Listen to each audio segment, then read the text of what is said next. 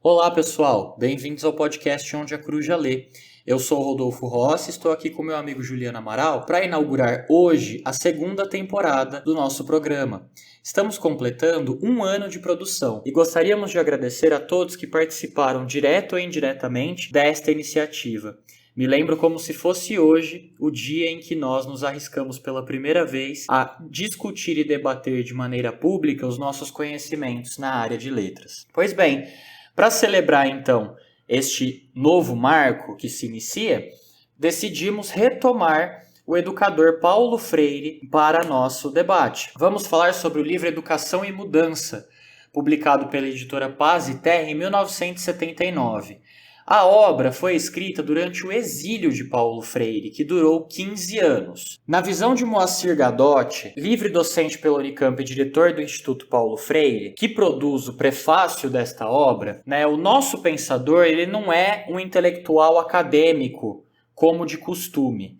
A sua inteligência é muito mais ancorada na realidade prática, nas experiências de vida de um autor, inclusive, que transitou não só pelo Brasil, mas por diferentes países. E tem na sua teoria e praxis uma forte e violenta necessidade de promover o encontro entre a educação e o seu papel conscientizador e a possibilidade da formação de uma sociedade aberta e livre em que opressores e oprimidos não precisam disputar as relações de poder. Para o Moacir Gadotti, é muito importante pensar que a escrita do Freire, ela não promove apenas a libertação do oprimido no campo temático, mas ela o faz por meio de uma expressão, de uma produção textual que demonstra, corporifica a ideia do oprimido. Para o nosso autor, para o Freire, um professor engajado, ele não é aquele que somente se conscientiza junto a uma sala de aula, junto somente aos alunos, mas também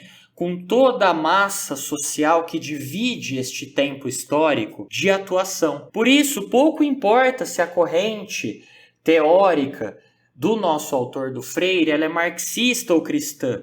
O importante é que ela promove, ela indica que uma sociedade de iguais só é possível por meio da conscientização promovida no âmbito educacional. E para que esse processo possa desenvolver, o potencial humano das pessoas, é preciso que o educador não seja aquele que defenda sobretudo o diálogo, mas sim aquele que consiga organizar os conflitos e os confrontos de uma sociedade que está em constante mudança e transformação. O diálogo, na percepção freiriana, e como bem pontua o Gadotti, ele é uma força de barganha entre o oprimido e o opressor. Sabemos que numa sociedade regulada, regimentada por um sistema de luta de classes, o diálogo ele é impedido, inclusive na escola.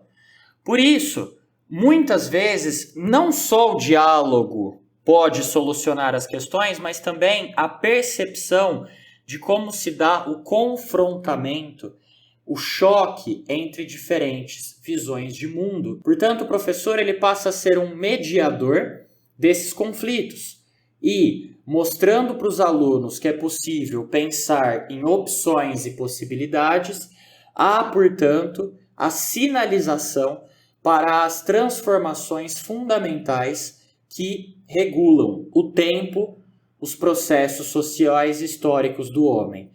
Ju, bem-vindo ao nosso podcast inaugural da segunda temporada. Como você percebe esta relação no livro? Muito bom dia para você, meu grande querido amigo ouvinte. Muito bom dia para você, meu grande querido amigo Rodolfo. Que prazer estar aqui com vocês para essa nossa nova temporada.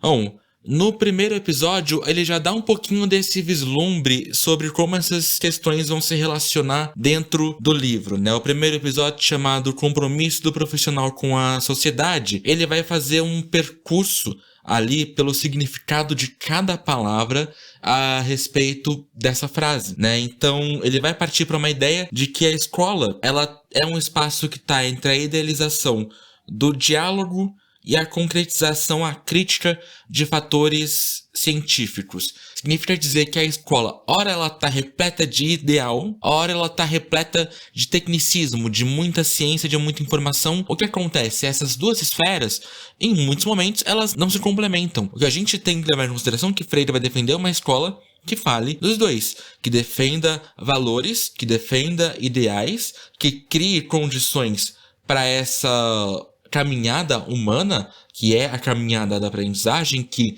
Freire vai dizer ao longo de toda a sua obra, ela tem data para começar, mas não tem data para terminar, a gente aprende a vida inteira, e isso tem que servir em prol dos conhecimentos técnicos, científicos, do aprendizado de fato, do aprendizado sistematizado. Isso nos traz aí de fato ao compromisso profissional, ao compromisso do profissional, né, com a sociedade, com o seu tempo. O que o Freire vai defender? Que há, na realidade humana, uma dialética entre ação e reflexão. O que ele quer dizer com isso? Nós somos seres humanos. Nós estamos fadados a pensar e agir dentro das possibilidades do nosso tempo histórico, do nosso tempo cultural. Não obstante, o nosso compromisso deve exigir do ser humano o reconhecimento de obstáculos que são impostos pelo nosso tempo e pelo nosso espaço social de modo a ultrapassar esses obstáculos. Algo importante que Freire vai dizer também é que nossa relação com esse tempo no qual a gente se encontra, ela também é dialética. Veja só, o tempo que ele chama de mundo histórico-cultural é uma criação humana. Nós criamos nossos valores, nossa história, nossas marcas na humanidade. Porém, o que Freire vai dizer é que de tão fortes, de tão enraizadas que são essas nossas marcas, em determinado momento elas passaram a nos criar. Nós somos produto e produtores do nosso modo de pensar. Nós podemos reforçar esse modo, nós podemos reformar esse modo de pensar. E o compromisso, segundo Paulo Freire, é visto como um processo de desenvolvimento de uma solidariedade ativa e crítica para com outros que dentro desse processo do mundo histórico-cultural se encontram convertidos em coisas, para usar palavras do próprio Freire. Ou seja, essa solidariedade em respeito àqueles que são esmagados, que são desvalidos, que são postos à margem desse processo evolutivo da sociedade humana. O compromisso humano e profissional, nesse caso, são partes em interação. A praxis, a prática, o modo de agir do compromisso humano e do compromisso profissional não estão separadas. Ou seja, não dá para dissociar uma coisa da outra. Esse processo vai ser muito importante para a gente entender e se movimentar contra uma espécie de isolacionismo da educação no espaço escolar, que é algo que também é muito caro à obra freiriana. A ideia de que ao longo dos anos nós fomos criadores e vítimas de um processo de isolação política, econômica, social e cultural da escola dentro da comunidade. Como se a escola fosse um espaço inacessível, fechado à sociedade, idealizado, no qual não entram questões sociais que, obviamente, entram na escola. Como se a escola fosse um espaço alheio e imune a esses fatores humanos, o que é algo que Freire vai ser veementemente contra ao longo da obra dele. Ele também refletiu um pouquinho sobre essa necessidade da gente tratar sobre a dualidade das sociedades periféricas, foco de implantação de teorias que são testadas e aprovadas ou não, o que ele chama de sociedades centro da economia global. Isso significa dizer que os indivíduos que são responsáveis pelo movimento de pegar essas ideias de fora e trazer para o Brasil não estão colaborando com a criação de condições para a criação do compromisso humano, no sentido em que um instrumento do trabalhador, a ação do trabalhador alheio ou alienado, para usar novamente palavras de Freire, um instrumento estranho, às vezes antagônico à sua própria cultura. É como se a gente estivesse tão acostumado a trabalhar com ideias que vêm de fora, que a gente não consegue perceber, citando Robert Schwartz, que essas ideias estão fora do lugar. Elas não pertencem à nossa realidade. É que nós não conseguimos fazer esse processo de pegar essas ideias e conseguir trazer essas ideias para nossa realidade. Alienação, que também é um conceito bastante importante para a gente pensar, para Freire, alienação como o sentido de ficar ali no superficial, no formal, na forma.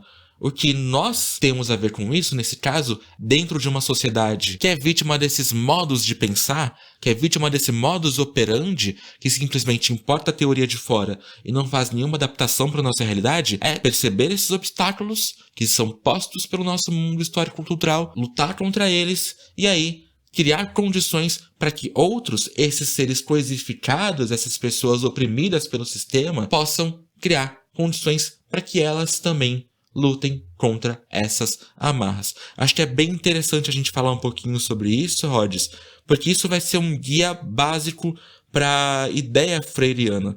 Mas acho que não ficou muito claro para o nosso ouvinte de que maneira isso começa a se ligar de fato à educação.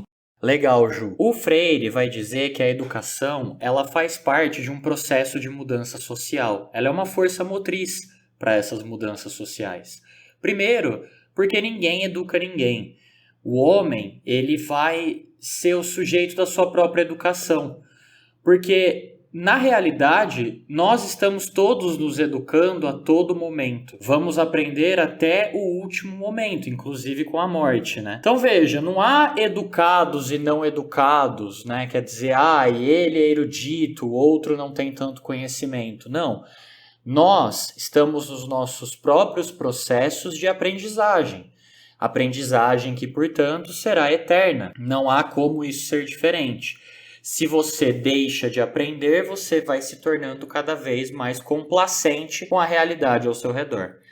Por isso, sabendo que nós somos seres inacabados, em constante transformação, a educação ela é impossível sem o amor. O professor, assim como o estudante, eles se envolvem, evidentemente, num processo que implica a luta contra o egoísmo e o respeito e o zelo pelo outro, pelo próximo. Não só na relação de conhecimento, mas também na própria construção do caráter, dos sentimentos, das experiências particulares de cada pessoa. Sabendo nos inacabados, nós temos que ter simpatia uns com os outros. Eu me lembro, Ju, de um exemplo de sala de aula que eu posso citar aqui. Eu lembro de um garoto, né, de 8ª série que eu dava aula. Ele era muito tímido, muitas vezes ele não queria fazer o trabalho porque ele acreditava que não saberia fazer ou não poderia fazer.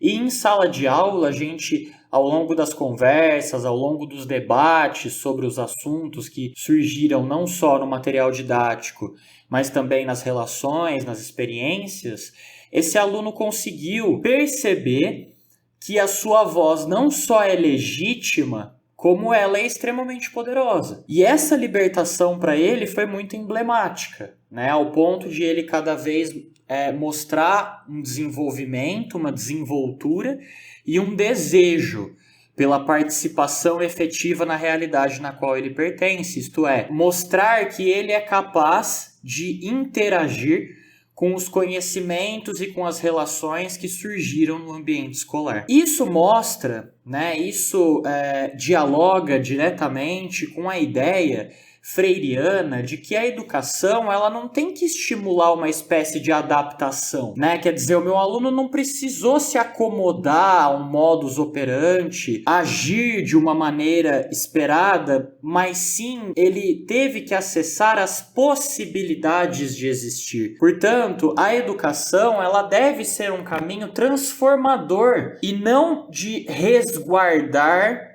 certos comportamentos e atitudes e defini-las como corretas e imutáveis. Muito pelo contrário. É justamente na pluralidade, no discurso e na transposição de diferentes vozes que a educação acontece. A sociedade alienada, para o Freire, nesse sentido, ela é aquela que ela não consegue perceber a própria realidade, entender quem ela é e tampouco atuar dentro desse processo. Veja, o ser alienado nessa percepção, ele é aquele que afeiçoa-se pelo diferente, afeiçoa-se, por exemplo, pela experiência estrangeira, no primeiro mundo é muito melhor, as relações são muito melhores, e esquece de interagir e de refletir em relação ao seu próprio espaço. Por isso, Muitas vezes, né, o processo educativo ele vai passar por uma série de complexidades que nem sempre são assertivos. Isso significa que, sabendo que somos inacabados,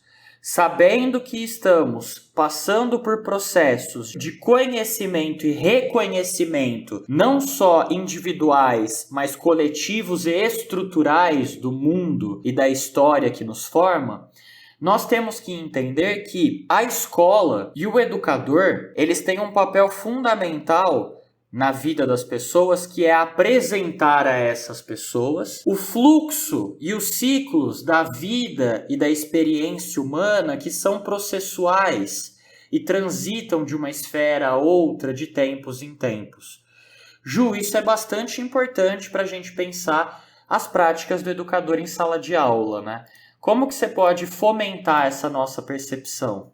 Rhodes, é importante a gente lembrar que nesse texto o Freire ele vai um pouquinho mais além. Embora ele seja um pedagogo, é importante salientar que aqui ele fala especificamente sobre o trabalhador social, ou seja, ele parte do educador para uma esfera maior, que são os trabalhadores que trabalham cotidianamente no processo de formação de algum aspecto da sociedade, dentre eles o educador. E ele vai defender um pouquinho o trabalho, né, o papel desse trabalhador social no processo de mudança. O que ele quer dizer com mudança? Primeiro vamos entender, retornando a um ponto que eu falei agora há pouco.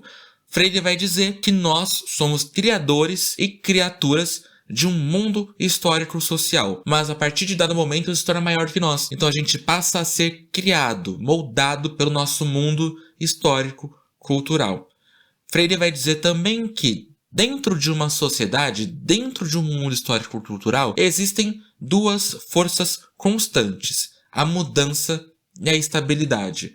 Freire vai defender que não existe mudança da mudança e não existe mudança da estabilidade, como também não existe estabilidade da estabilidade e estabilidade da mudança. O que existe é, essas duas forças são constantes, permanentes, atuam cotidianamente na sociedade. O que ele vai dizer é, o trabalhador social tem como função estar atrelado ao seu tempo histórico, ou seja, ele precisa ter noção de como acontece, de quais são as questões que mudam e que moldam essa relação entre mudança e estabilidade. A mudança e a estabilidade, essa relação entre as duas, ela vai encontrar ecos em grupos sociais, culturais, políticos, econômicos que estão dispostos ao progresso ou à permanência de determinados valores de um momento histórico. O que o Freire vai dizer aqui é que vai caber ao trabalhador social compreender qual que vai ser o papel dele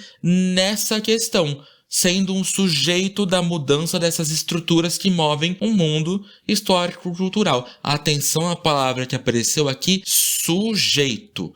Pessoa com capacidade de agir e de refletir dentro de um compromisso com um tempo histórico ou com as mudanças desse tempo histórico. Logo, não estamos falando de um profissional que será um objeto dessas mudanças. O que se espera dele é que ele tenha a capacidade de agir, de pensar, de refletir e de que junto com outras pessoas ele construa essa mudança e não se deixe levar somente por ela. Segundo o autor, a função desse trabalhador social diante da mudança é de operar sempre em condições de amor, de solidariedade, de igualdade, reconhecendo no outro, incluindo o tal sujeito crucificado que a gente comentou agora há pouco, um sujeito do mundo histórico-cultural tanto quanto ele próprio, em condições de igualdade dentro do maquinário aí que move a sociedade. Logo, cabe ao trabalhador social preferir problematizar, né, esse estado de objeto na qual se encontra esse sujeito que foi alienado pelas forças sociais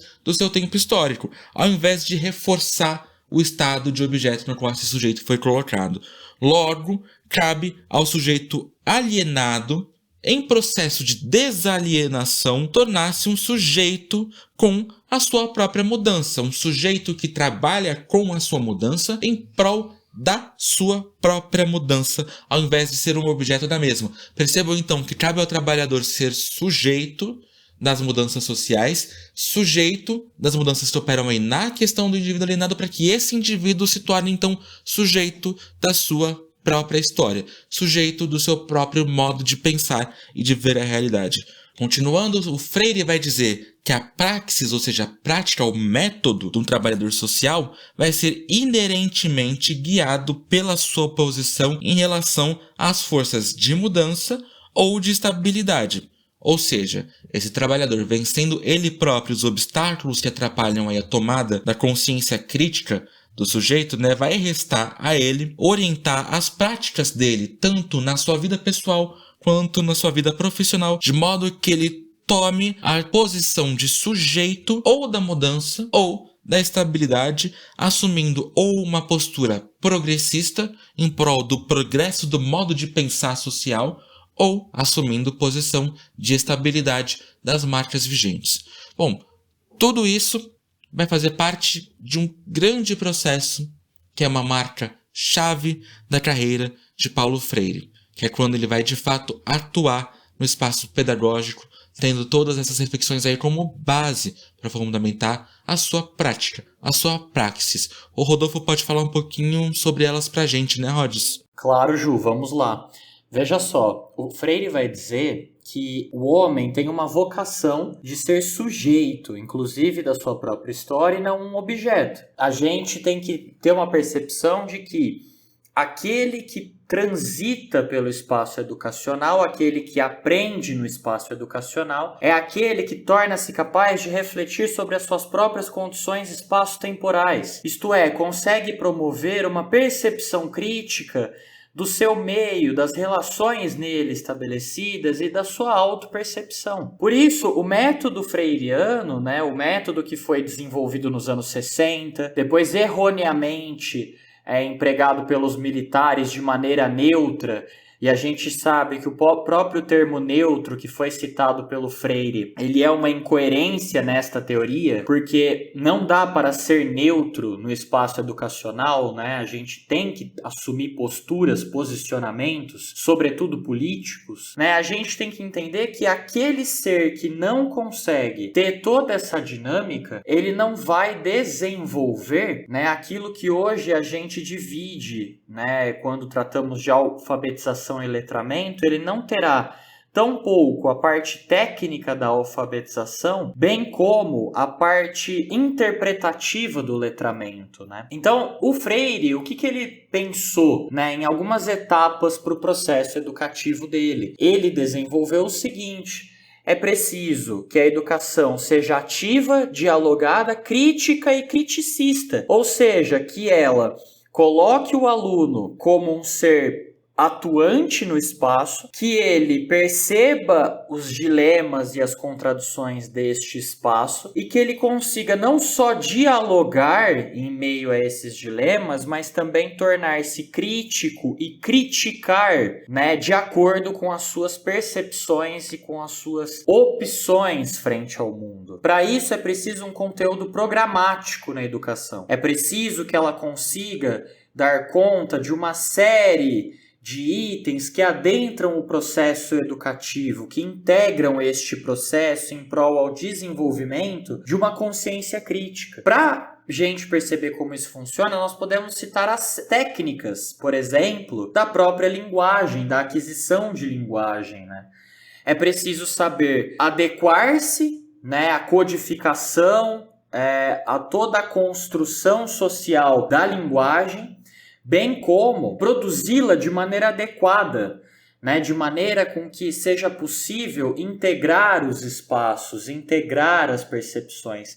Mesmo no aprendizado técnico, ainda há uma percepção política da realidade, porque somente um método ativo de ensino pode fazer com que as pessoas que são os beneficiários da educação, que são os verdadeiros agentes de transformação do mundo, como a gente discutiu no episódio 1, são as pessoas que vão transformar a realidade, e, portanto, elas têm que se ver não somente como participantes, mas também atuantes dessa realidade. Conhecer, segundo Freire, é interferir naquilo que você conhece. Veja, olha que interessante, Não é somente conhecer à distância, não é somente vislumbrar e ter uma percepção, uma visão do conhecimento, mas é literalmente colocar a mão na massa.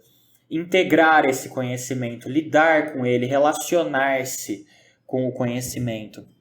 Eu me lembro de um outro exemplo agora, né, que ocorreu no itinerário formativo do primeiro semestre de 2022, né, o itinerário formativo, para quem não sabe, né, é o novo ensino médio, desenvolvido para que os alunos possam decidir uma especialização entre humanidades, exatas e biológicas. E eu me lembro que eu estava trabalhando uma apostila bastante voltada para conteúdo, né, preocupada com o debate sobre aquele conteúdo, mas que eu sentia a necessidade de colocar uma prática ali, para que os alunos pudessem se integrar cada vez mais com o assunto. Em um dos módulos da apostila, que trata de arte erudita e popular, eu decidi promover uma iniciativa. Né? Eu pedi para que eles produzissem uma mostra de arte que dialogasse com essas esferas do erudito e do popular e exemplificá-los por meio de obras de arte, inclusive que promovem a mistura entre eles. O resultado foi bastante gratificante, não só pelo conteúdo ter sido bem desenvolvido, mas sobretudo pelo engajamento dos alunos. Porque para pensar em métodos ativos para os participantes que visitam essa exposição, como a produção de murais, por exemplo, é preciso entremear-se a arte. Portanto, a educação ela deve possibilitar, né, e o educador, enquanto mediador, deve oferecer a possibilidade de interferir na realidade, a possibilidade de transformação dessa realidade. Prossigo com mais ideias do Freire nesse sentido. Quando ele promoveu um projeto educacional para o Círculo de Cultura, que é a escola noturna, famosa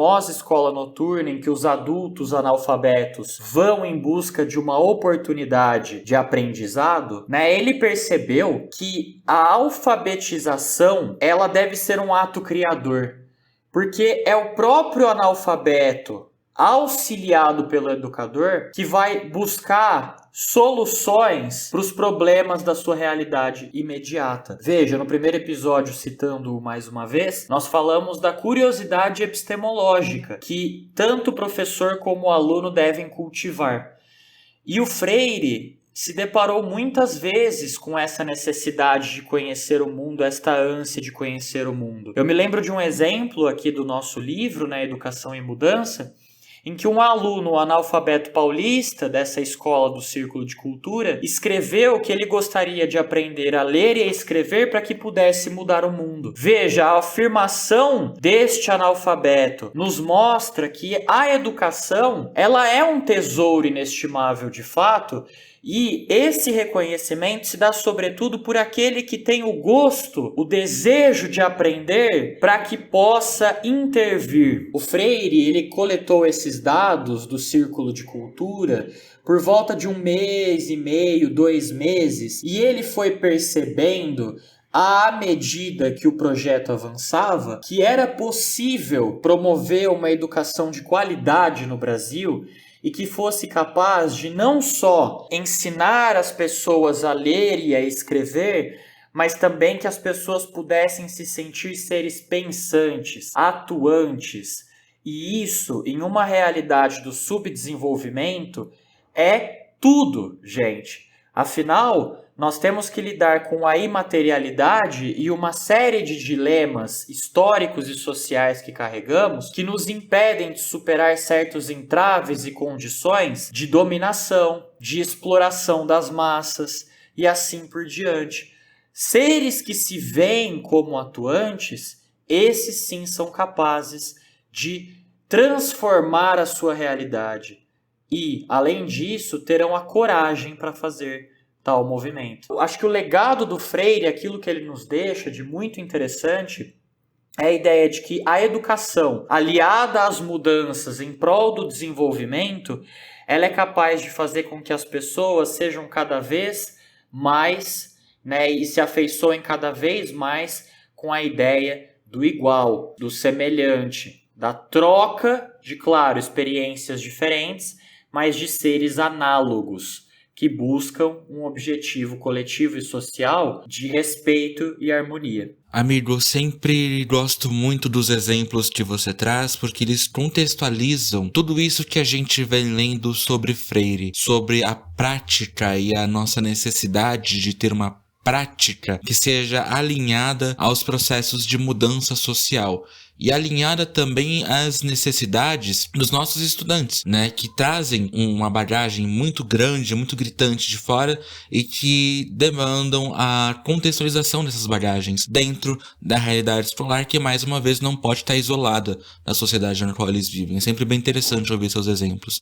Bom, e para você, meu grande querido amigo ouvinte, a temporada mudou, mas o contato não. Você sabe que pode entrar em contato conosco pelo nosso e-mail podcastcorujale@gmail.com. Repito, podcastcorujale@gmail.com.